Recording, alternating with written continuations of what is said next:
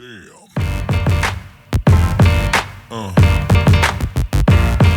Yeah. Yeah. Yeah.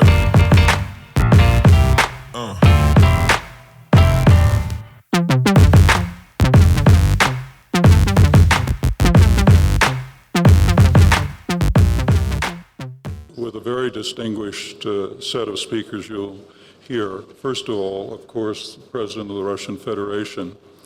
And I think I speak for all in the room when I say, President Putin, that we're grateful that you have so consistently over these 12 years taken time from your schedule to meet with a group like this. It has to be unusual. I think those of us from other countries recognize that no other national leader does this kind of thing. Vladimir Putin, and welcome to all of you to this, the final session of the Valdai Discussion Club this year, and it's on the theme of, as we see here, new rules or no rules. And I am Seamus Milne.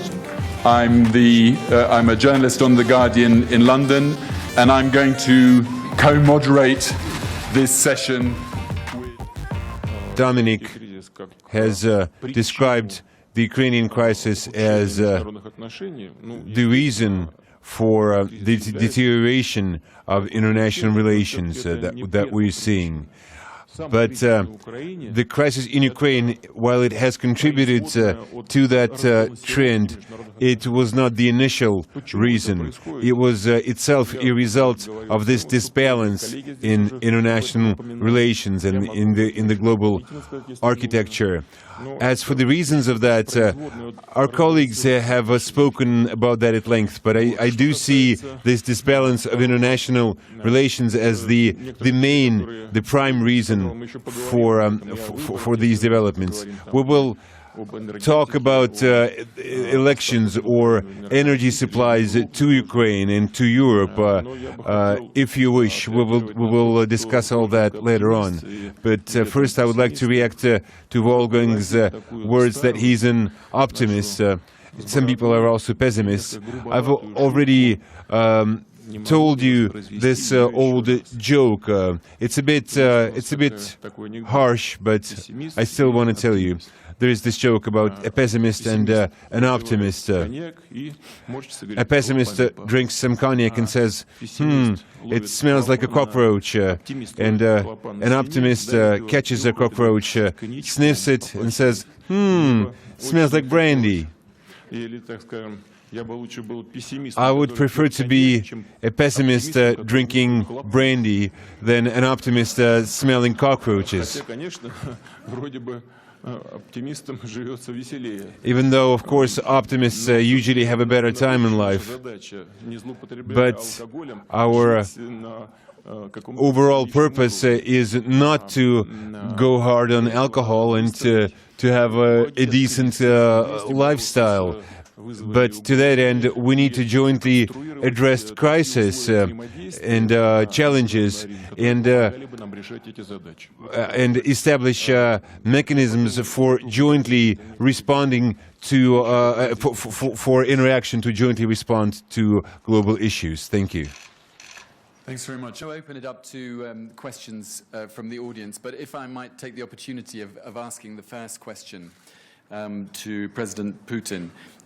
We've had this discussion about optimism and pessimism, and the President set out his preference for a system of global rules and a new era of global governance. Now, it's an attractive prospect, but in the light of recent events, it doesn't look a very plausible one, certainly in the short term.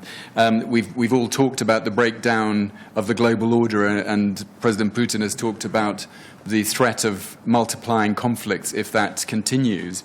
The two questions in one which I'd like to ask is, first of all, whether you consider, President Putin, Russia's own actions in Ukraine and Crimea over the past few months to be a response to that breakdown of rules and a sort of example of a no-rules order.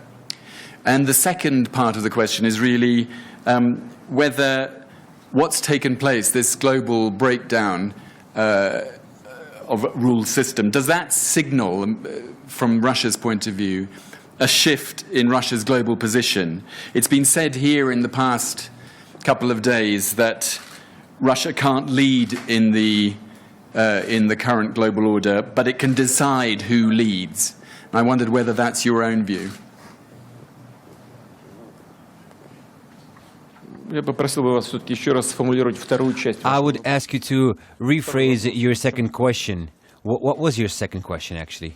The point is that that it's been said here that that Russia can't aspire to a leading position in the world, given the circumstances in the aftermath of the collapse of the Soviet Union and so on, but that it can decide who will be the leader, and that there might be a shift in Russia's global position and orientation as a result of this global breakdown. The speculation is about, as you mentioned yourself, relations with the Far East and a new system of global alliances around that.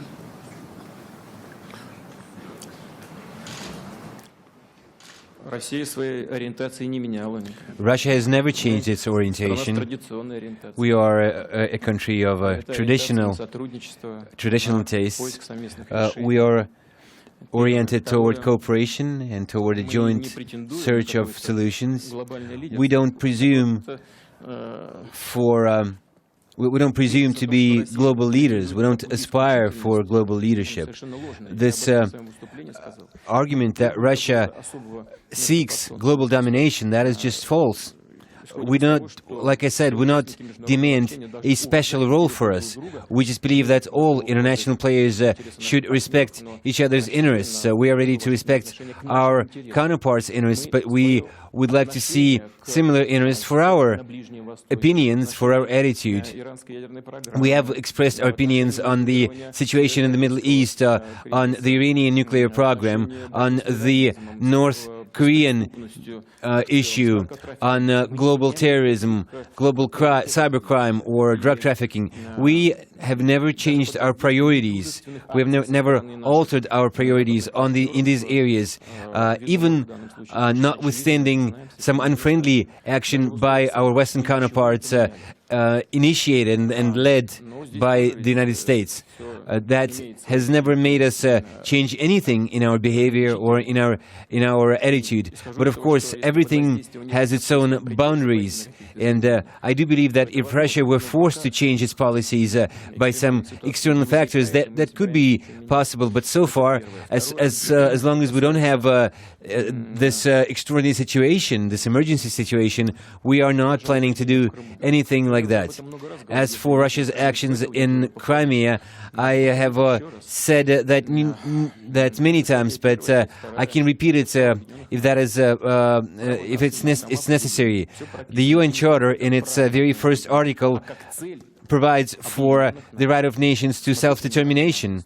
And that is actually proclaimed to be the purpose of existence of the United Nations. And I don't see why the residents of Crimea cannot be entitled to that right, same as the residents of Kosovo.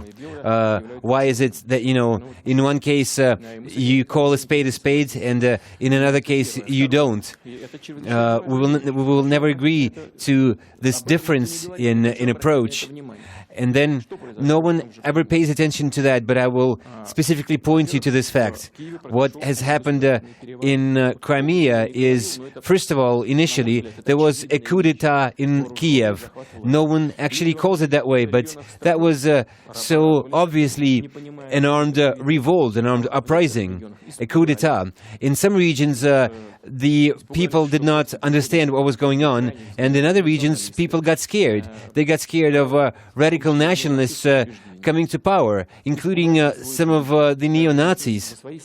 They were afraid for their future, for their families, and they started reacting accordingly. In Crimea, people carried out a referendum. I would like to point you to the fact that in Crimea,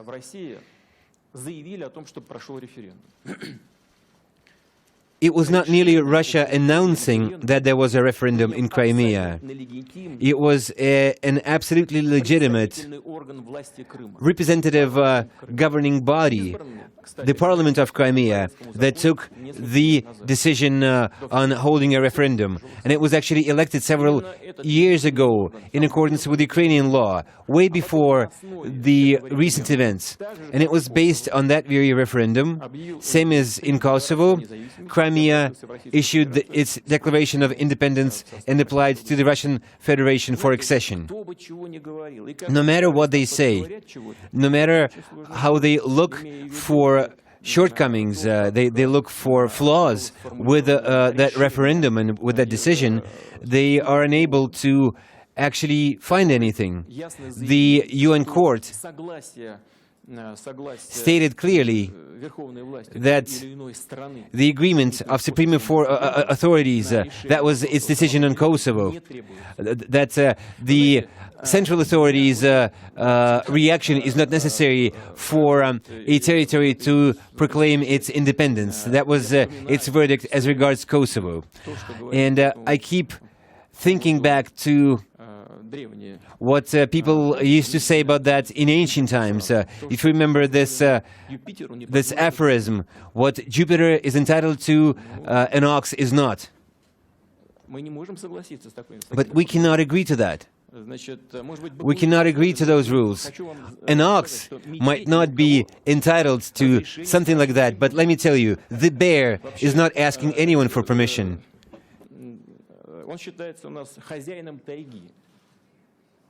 The bear is considered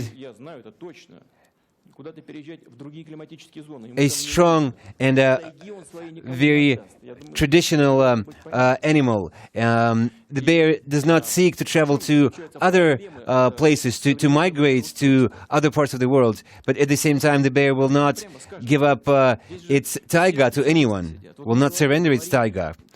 Now, we all have experts gathered here, and we all act and talk like diplomats. So let's talk like professionals.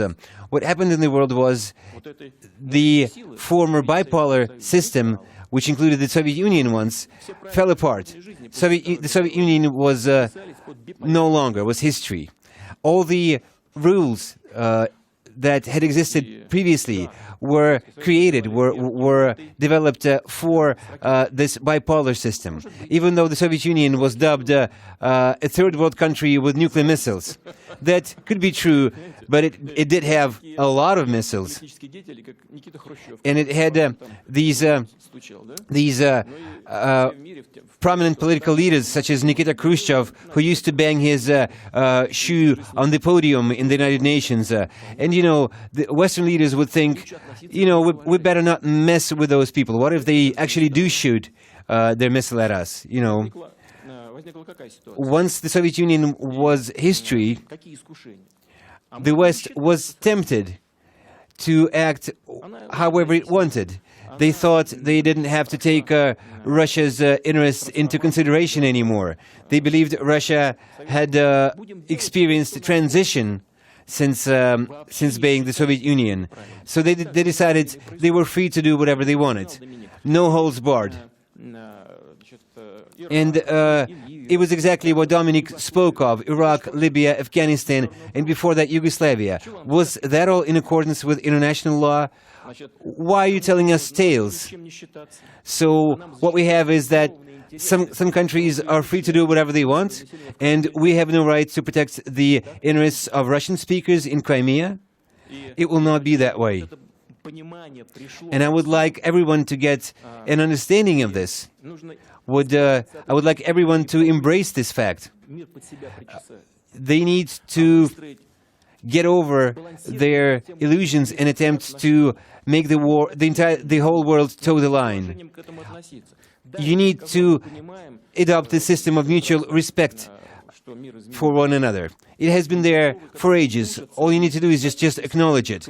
We realize the world has changed and we're ready to adjust accordingly, but we cannot permit our interests to be fully ignored. We will never allow that.